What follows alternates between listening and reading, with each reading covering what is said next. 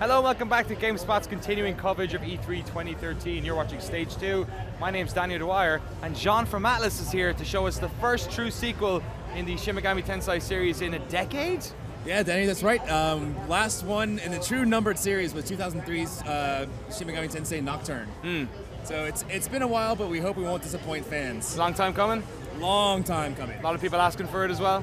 A lot of people are definitely asking for it. I'll be completely honest, put my cards on the table. This is one of those series that I've always watched from afar, always wanted to play and get involved in, but I'm not too knowledgeable about the back series or anything. So it's a good thing you're here to try and to help me through this. It's you know, Shin Megami Tensei is a very mature series. It deals with some very mature themes, which is, you know, awesome because it's one of the few mature titles for the 3DS. For sure. But really, in Shin Megami Tensei IV, we're dealing a lot with, if you notice the logo, which is just a black and white, it's a lot about that duality. You've got the law versus chaos. You've got justice versus injustice. You've got there's also a little bit of a class struggle. So you've got aristocracy versus the peasantry. It's really an interesting series that approaches some pretty heavy stuff. Awesome. Well, we've got some gameplay, some live gameplay here. Let's flick in and have a look. Yeah, absolutely. As you can see, it's fully 3D. We've got these character designs by the new character creator for Shin Megami Tensei, which is Masayuki Doi. He was actually at the Atlus booth yesterday signing stuff. But awesome. he's taking over for Kazuma Kaneko, and he's kind of put his own spin on the characters themselves. Right now, we're about a little ways into the game. We've had to rescue one of our compatriots. The main character in this is his default name is Flynn, but it's really the hero.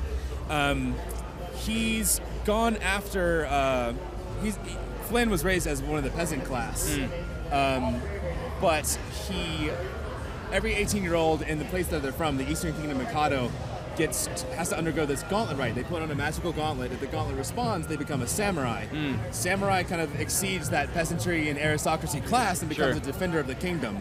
Flynn, who is a peasant, joins a few other aristocrats as a samurai this year, and now one of the aristocrats who doesn't like the fact that he's a peasant has kind of lured him into this, was going to kind of mess with him, but he got himself captured and he's in a trap right now.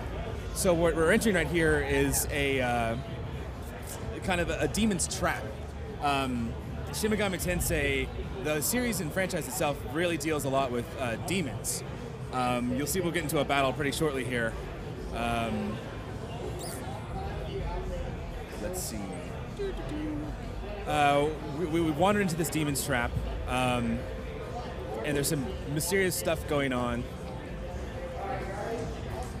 So I guess the viewers at home can hear the full voice work that we have going on as well.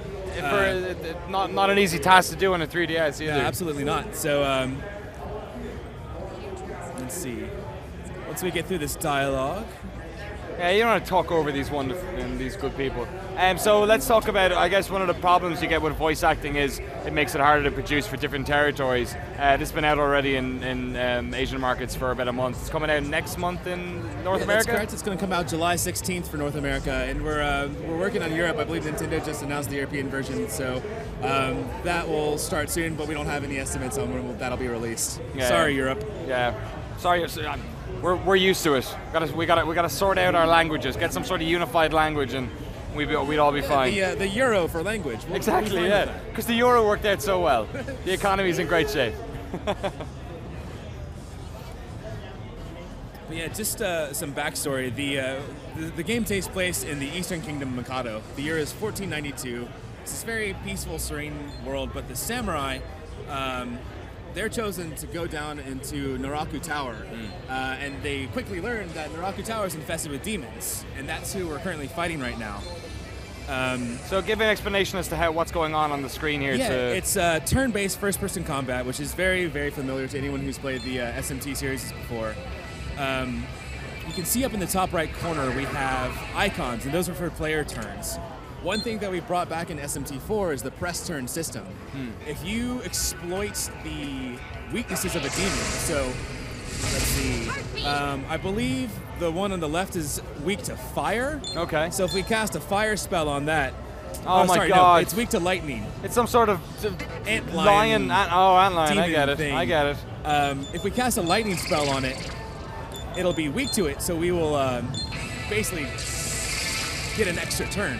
Cool. So that's how you kind of have to exploit weaknesses, chain together turns, or else combat's going to be very difficult for you. How many antagonists would you be against in any one situation? There's usually between 1 and 3. Occasionally you'll find a horde monster, and the horde is just kind of a big group of evilness. Like we saw when we first came in with absolutely. Hope you're prepared. You can also talk to demons. That's kind of something that people aren't used to. You talk to these demons, and you're able to actually negotiate with them and have them join your party. So right now we've trying to convince this guy to join us. And demons all have their own different personalities. Sometimes they'll want to be your friend. Other times they'll just kind of screw with you. So they'll ask you for money, they'll ask you for items, and then they'll just be like, cool, thanks, and leave. And it can really leave you at a disadvantage. So jerk move. What happens then if they become your friends? Do they if they come join with your you? party, you can then summon them and have them fight for you. Okay. You can't see the lower screen right now, but we actually have, oh, there we go. You can see Flynn on the right is the protagonist. Pixie, Tamlin, and the Sandman are actually demons that we have for our parties. Okay. You can see we just gained experience, we gained some items, and now we're moving through, again, we're still moving deeper and deeper into this trap. Can they die, or can you lose them by not using them enough? Or? You can have, you can actually grow the amount of demons that you have in your stock, so they're not summoned in battle, but they're still with you. You can swap them out. That can actually go up as the game progresses. There's a way that you can unlock additional slots to store demons, and that's all done through the magic gauntlet thing in the beginning. And it's represented by the lower screen in the 3DS. I'm going to go out on a limb and say there's quite a lot of hours worth of play in this video game. If you go straight through with the story, are super familiar with the SMT combat, and are just really good in general, you're still looking at about 40 hours. Okay. There's plenty of side quests and everything. I was expecting maybe for you to say 15 at a stretch. So you're talking about this is easily, a 100-hour video game, or? Oh yes, 40 hours, 60 for the side quests, maybe longer. Wow. It took me about 2 hours to be able to consistently clear the first and second floors. Here we have a bit of a plot point. We come across this mysterious girl in the trap. She will, she's kind of really out of place. Why do you see a little girl in this demon's lair? And she's a very mysterious plot point that kind of carries over from throughout the game. Is there any chronology in terms of the characters or from previous games, or is this very much a separate? Some of the demons in the game are, they'll be very familiar. I think we have more than 400 demons. I believe more than 30 of those demons are new demons. But those will be very familiar. The demons are actually pulled from mythology, so you can actually I believe get Lucifer to join your party from Christianity. There's some German demons, British demons, Japanese demons, Pan-Asian demons basically, and there's a lot of fun lore to go to them too. Also in this demon's lair, we come across Steven. Oh, Steven. Oh, Steven the demon. Not exactly a demon, but he's, again, he's another one of these characters that's kind of an important plot point. And a little bit bewildering to the group of samurai that are wandering through this right now. But we're coming up on a boss monster that should be fairly interesting soon. Good stuff.